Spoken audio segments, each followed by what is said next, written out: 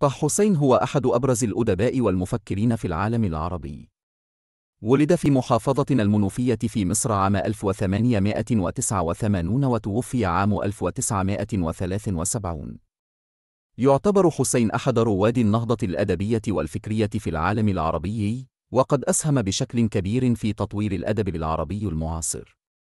تخصص حسين في دراسة الأدب واللغة العربية، وقد قام بتحليل ودراسة الأدب الكلاسيكي والشعر العربي التقليدي.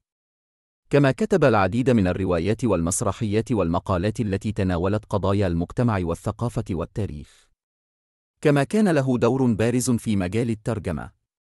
تعتبر روايته الشهيرة الأيام من أبرز أعماله، حيث استعرض فيها قصة حياته وتجاربه الشخصية. وقد حازت الرواية على شهرة واسعة، وتعتبر إحدى أعظم الروايات الأدبية في العالم العربي.